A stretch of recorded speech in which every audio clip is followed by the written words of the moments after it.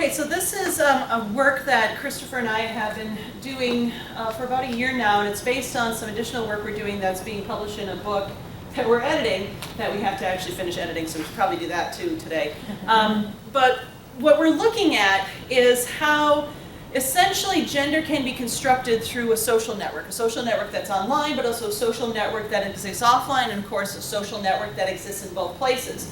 And this idea of how gender fluidity allows us, especially now through the internet, to be able to connect with one another and see different ideas of what gender is, and then to project essentially our ideas of gender onto ourselves, but also onto other people. And I'm going to have to start using quote marks, because technically the person we're talking about today, well no, wait, today's real, so I don't have to do quote marks. But the person we're talking about today is not real, except to the people that she, and I have to do a lot of that for she, is real too. And it's hopefully going to be a little interesting, but we're talking about a holographic artificial person today, and that's what Hatsune Miku is. So hopefully give you some new information, and in talking about her, also talk about this larger concept of the network gender and how it might apply to more types of people than just the artificials.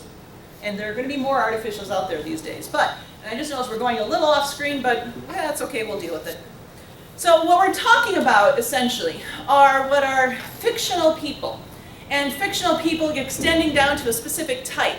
The animated bands, the fictional bands, the virtual bands. And we can think about these types of musicians going all the way back to things like Alvin and the Chipmunks. I hope you all know who Alvin and the Chipmunks is. I know they've come about recently again, so it's not too bad here. But Alvin and the Chipmunks going back to 1959, an animated band going up to something like the Gorillas today, or they've recently disbanded several years ago. And for these types of bands, we're talking about fictional projections, but there are real people behind the musicians. There are real people behind the Chipmunks, there were real people behind the Gorillas. So they're not artificially constructed, they're just essentially having a different mask or a different persona through which they're doing their performances. But then we have an interesting case, which is the studio killers. And this is the case that Chris really started looking into in his graduate work. Anyone here ever hear of the studio killers? A couple of people down front. Probably the reason why they're down front is because they've heard of these people. So the studio killers are a virtual band where they do have real people behind the characters, but we don't necessarily know who those real people are. There's been a lot of online detective work trying to figure out who these people are. And one of the people, and Chris, maybe you can help me with this, is that there's an assumed Finnish singer-songwriter, Teemu William Brunilla, awesome, who is assumed to be behind the lead singer, that's Cherry, who is projected as a female character. And yet the person who's assumed to be singing her is male. So there's some gender bending possibilities going on, in a way that is different somewhat from maybe a drag performance and those ideas. You're able to more fully project a specific type of gender identity visualized in Cherry than you could if you were just putting on costuming and makeup on stage. But what we're talking about is a little bit even further. I mean, we're talking about things that have no humans behind them. Where the things that we're talking about are similar is the fact that if these types of virtual bands want to perform live, they have to do it through the use of holographic technology. And there's a lot of examples of this. If you go see the Gorillas live, like they performed at some music award shows, they were being projected digitally. They're just light at that point. They're just holograms. Same with the studio killers. You could go see them live, but it's just a holographic performance. And that's where we get to the Vocaloids, and that's what we're talking about. These Vocaloids have been labeled post-human performers, and they are technically just computer programs that have some type of visual representation, as you will see over there. They come primarily out of Japan at this point, so they have a large influence of anime on their visual performance, on their visual appearance. So that's why they look the way that they do. But there's no human beings technically singing their voices or anything like that. It's just a synthetic computer program. And one of the people who've been making, or one of the companies who have been making these software programs is Krypton Future Media. And what they thought was when they were making these programs, they're not selling as well as we would like. So they decided they needed virtual spokespersons. And thus the Vocaloids were born. An actual physical representation of what is supposedly the character you're eventually creating songs for. That's a Vocaloid. And their most famous Vocaloid has been Hatsune Miku, who came about in 2007. So Hatsune Miku comes with the Vocaloid 2 platform software, which is basically a large database, or what they call a voice bank, of sounds. Sounds sampled from the anime voice actress Sakia Fujita. And what they did was they just took a lot of sounds that she would sing or she would say, put them into a database. And what you do with the software then is you plug in the different sounds, sayings, words that you want, and you string them all together. It's kind of like those poetry magnet things that we would get, and you're able to have all these different words on different magnets, and you can put it together any way that you want, only much more complicated because this requires computer algorithms and things like that. She became so popular that she started touring. One of the things that Krypton Media has done within the past several years, starting in 2009, is they would do live performances. So they would go to a physical musical location, whether it is some type of music festival, or when they came here to Chicago, they were in the Chicago Theater, downtown Chicago. And they put on this extravagant show through holograms.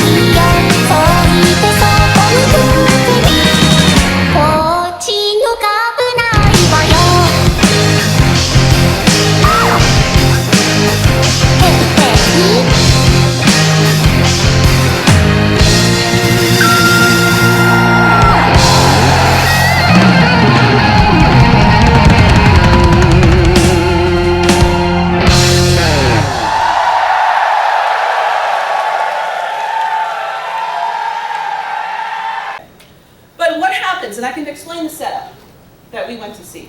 Basically on stage, they put up a large glass screen. And on this glass screen, they project, just like you would at a movie theater. So you have projections going onto this glass screen, but because it's glass and not an opaque screen like what we have here, it looks like you're able to see in 3 dimensions. No matter where you're sitting, you're able to look at the screen and see a 3-dimensional object, which is what the Vocaloids become. And so they're able, in these types of projections, to perform just like any other human performer would be able to do, sing and dance and all this type of things. But because they're computers, they can actually go further than that. They can have animations occur to them while they're singing. They can do dancing that humans are not capable of doing. And because the voice is completely computer synthetic, they can also vocalize things humans personally are not capable of doing. So they're able to hit ranges or to hit speeds that we can't do. And it's fascinating then to watch this type of performance. And it's also fascinating to watch the people engaging with that, and we'll talk about that a little bit later. But Hatsune Miku has become so popular through these types of live performances, through the software that people are able to make songs for her, that she's become, according to some researchers, a wiki celebrity. Wiki in the sense that this Hatsune Miku has no central identity of her own. She just exists through collaboration, through what people put into her. And that's something we're going to focus on here. Because what we're interested in then is how it's the audience for Hatsune Miku who are essentially, through their interactions with one another, constructing what she is and who she is. And that's key here. Miku has no agency of her own in order to actually determine herself. And we all have our own agency. We're all able, if we wanted to decide to do something. We may not decide to do it because there's some structure out there that's making it harder for us to do it. But we still have that ability to choose. And we have the ability to push back and represent ourselves any way that we want. Miku has none of that. She does not exist the way we do. If we were not interacting with one another, if her fans were not giving her songs, if her fans were not essentially telling stories about her, she would not exist. She has no agency of her own. She does have some central information that her creators, Krypton Media, have told us. That her age is 16, 158 meters, just over 5 feet, weight 42 kilograms or 92.5 pounds. They actually are trying to physicalize her with some of these basic, what could be construed as identity factors. But still, it's how we engage with what Krypton gives us and what we do with one another that determines exactly what she is and who she is. So we're looking at, well, what is the perception of Hatsune Miku's gender identity? Because gender is highly linked to biology. The way that we started socially constructing what man and woman is based on female and male sexual parts. I was going to do this, but that's not good. Sexual parts. So our biology. We layer on top of that the social construct of gender then. Miku has no biology. All she has is the social construct. So we're thinking about the different theories that can help us to understand how the social construct of Miku came to be.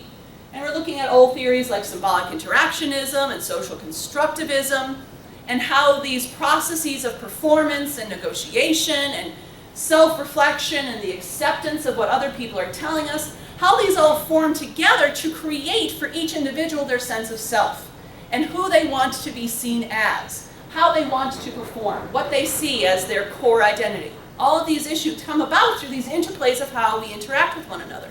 That's what symbolic interactionism and social constructivism, as theories say, about us, about the physical beings that exist on this planet. And then we layer on top of that what Zizi Papakarisi has talked about with her concept of the network self. And this idea that in our modern contemporary world, of which we do so much interaction with one another through online social networks, a lot of that identity, performance, and negotiation happens through these networks. And so in one network, such as Facebook, you may portray yourself in a certain way and get responses in how you portray yourself, and that reifies how you want to be seen at Facebook, versus in Tumblr, you might react and perform in a very different way because of the people who are there. So how we engage with one another through a social network influences how we see ourselves and how we want to perform who we are. what we do is we expand on what Papa Creasy says about looking at the network self and the general concept of sense of self, and we focus it down to gender. And how, because of gender fluidity and this concept that gender is not just the binary of feminine and masculine, but because of gender fluidity, we can see that gender can be just as negotiated, just as constructed in these social networks, so that your gender identity is constructed the same way that your general sense of self, your general identity is. Now, we see that happening with Hatsune Miku because she has no physical form. She has no biological basis on which to have this type of ascribing of male or female, and thus feminine or masculine. She also has no agency. She has no ability to dictate for herself. I'm stopping air quotes, it's getting too tiring. But every time I say her or she, imagine in your head the air quotes there. But she has no ability to do this performance for herself or decide her own gender identity, let alone her own real identity for herself. It's all given to her based on how people interact with her. Which means that what she reflects are our prevailing norms, our prevailing ideas of what gender is. And that's what we're looking at, is how people are talking about her, acting towards her, so in a way that they are either challenging these gender norms or reifying them based on how they talk about what she is and what she is not. Because Hatsune Miku exists outside of our physical reality, in the sense that she has no physical body, she becomes that type of ideal space in which we can look at this idea: are we reifying gender or are we challenging gender? So, while she has no biological sex, the way that Krypton decided to represent her visually does so aligned with very gendered conventions as to how the appearance of the physical being relates to the social construct of gender. I mean, she has a more traditional female form. The long hair is still there. She does have a bust. She does have more of a high-pitched voice. She has these types of attributes that we would gender as feminine. So the question is, how much does the public, the people who respond to her, take in and accept these types of visual attributes and align with this idea that she is a she? Or how much are they doing some type of gender bending? How much are they challenging these gender conventions? Because you could look at her form and also say, well, yes, we have a dress. Yes, we have long hair. Yes, there's a basic female form there in terms of an hourglass. But it's almost also possibly to see her as androgynous as well. She's not hypersexualized, as a lot of other virtual characters are. She doesn't have a pronounced bust. She doesn't have a pronounced waist. So she could be read as more of an androgynous figure, which would allow her to be read as male. So then are some people calling her a man? Do some refer to she as her? Sorry, she as he. To her as him. When they talk about her, whether they're talking to someone about her or they're just describing how they see her, what's going on here? So we started first looking at news discourse, because we thought if anyone was going to maybe really challenge or really reify the gender discourse, it would be news reactions to her, especially her trying to explain what she is, what this thing is that people are responding to. And when I've been trying to find as many different news articles as I can that are talking about what Hatsune Miku is, what Vocaloids are, trying to explain why people are going to these concerts and doing what they're doing. For the most part, they're all just referring to her as her. They're accepting that visual appearance of her as reflecting that gendered convention and going along with this idea, she's a she. Very rarely will you see anyone even address this idea that it's an artificial being, that this being has no biology and thus has no direct connection with the social construct of gender. They're just going along and saying she, her, when they're trying to use those personal pronouns to describe what she is. That also comes up in some of the academic research that's been done on her, and there hasn't been a lot of academic research yet. what Erorian and Sugui have found is that there's more of a focus on trying to argue that Hatsune Miku is real than there is in trying to explain her gender identity. Right now, it seems her fans are more focused on trying to explain why they are so into her by arguing that, well, she's real. And they just will say she and her without even really thinking about it. And it may be that saying she and her, aligning with that visual attributes, allows them to better argue, well, she's real. I don't know why you guys are thinking it's fake. She's real. That's why we like her so much. When we went to the concert last May, that was at the Chicago Auditorium, it was interesting because there was also a range of ages there. A lot of young people, but there were people older than us that were there. And I don't think they were just there with their kids, from what we could tell. But we had people sitting around us, and the ways that they would shout and interact with Hatsune Miku and the other Vocaloids that performed demonstrated that they were not thinking about her as fake. They were not concerned with the gender identities or any of these questions. They were just responding to her as any other real performer would be out there. We heard people saying, I love you, Miku, I love you to all these other people. They were getting ecstatic when the Vocaloid they wanted to see came on. And they were just responding like it was real people that was there. And Hatsune Miku and the other Vocaloids were programmed to respond as if they were really there as well. They were doing shout-outs to Chicago, and they were doing like call and response type stuff like any other musicians would do. But one thing was really different. You didn't applaud in the same way. You didn't clap and recognize the musician's actions because they wouldn't understand. I mean, they are not programmed to respond to applause, really. And so what would happen was you would get a glow stick, and you were expected to act in a certain way with the glow stick and go keep in time with the music. I think this was the most common one, and then there was this like dipping one for like the slower songs. Yeah, all kinds of glow stick action going on. That was how you responded to these musicians. You were still thinking, okay, well they're real. I'm having a real experience with these things and interacting with them. But part of me is still recognizing they're not going to be able to see my reaction. They're not going to be able to respond to my reaction to them. But there's still, one of the main ideas was trying to focus on, well, this is real. This is real to me. And that seems to be the first thing that people are dealing with. Even when the Helgelson was talking about the ethnography of children and how they're using cosplay, and there's a lot of cosplaying of the Vocaloids, especially Hatsune, they were still using the feminine pronouns. They were talking about their fantastical relationship with this artificial being, but still using the feminine pronouns. Again, probably as a way to reify that this thing is real to me.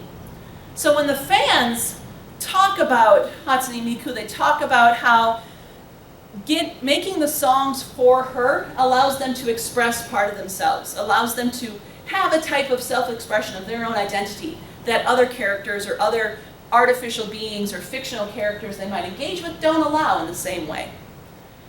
But there are some people who do gender bend Hatsune Miku, and I think you can't really see the image because it's being cut off here, but you have some fan art here. One side shows the female form of Hatsune Miku, but then there is a male form of Hatsune Miku that people will draw. And people will cosplay. Men will cosplay as the male form. Women will cosplay as the male form. So it does come up. We do see some playing with the gendered nature of Hatsune Miku. Just like we see some sexualization of Hatsune Miku, that internet rule 34. If it exists, it's most likely is sexualized somewhere on the internet. And you do see it, though, largely positioning Hatsune Miku as female, so it's a very heterosexual type of fantasy that these types of sexualizations are engaging in. So it's a lot of the men writing heterosexual fantasies about Hatsune Miku.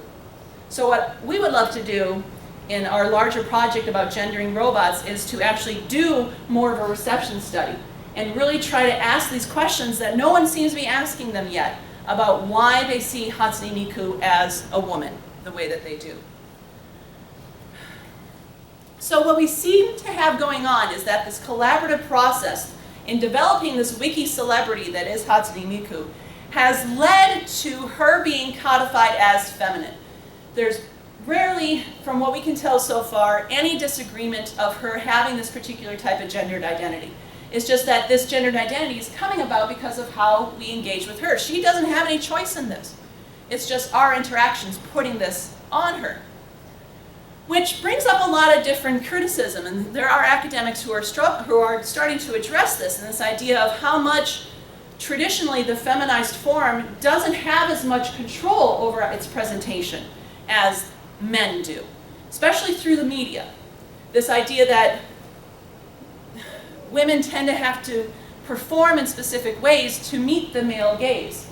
And that's somewhat is going on here, because she is being structured in such a way to meet the male gaze. But that male gaze is also being met with a female gaze, and she's being reified by women as well to be this particular type. So there's this continuation of the tendency in our entertainment media to objectify the female form to fit narrow structures, narrow norms for what we think the female form should be when it projects itself. And we also see what seems to be this primary idea of how important visual appearance is in determining a gender identity and how we project ourselves. And this is something that we think may be able to be applied to other areas as well, including in looking at transgender identities and the extent to which people may feel that they have to appear to be female or appear to be male in order to have their identity be reified and accepted the way that they want it to be. You are what you seem to be to others, is this idea, which again is where symbolic interactionism comes in, and this idea that you only are based on how other people see you. And this idea, like the gendered nature, helps us perceive something as real. And this is where I think, where I'm really interested in, because I'm also interested in how we do this to other types of artificial beings like robots, such as BB-8, R2-D2. Those tend to be male. And yet, when we look at other times in the media when we have a robot that is supposed to be female, it has breasts. I just saw a commercial for a Schick razor where it transforms from a robot into the razor, and for the female razor, it has breasts. And I have no idea why, because it don't need them. But we still do that, and this is where I think we want to try to get into this idea of how important it is to us, because of how visually based our idea of gender is, how important it is to us to see reality in this way too. And if we're going to be dealing with real things like robots at some point, we want to gender them as well, because it helps us to understand how to engage with them. That binary that we've been dealing with for such a long time helps us make sense of reality, including the artificial agents, the robots that are in our world. So this is kind of where our research wants to extend to, this idea of how we see gender and also how we construct gender in this contemporary world where we have this ability to see gender fluidity, but we also still seem to need to have this binary to help us to make sense of the things that exist in our world. So that's where we're at.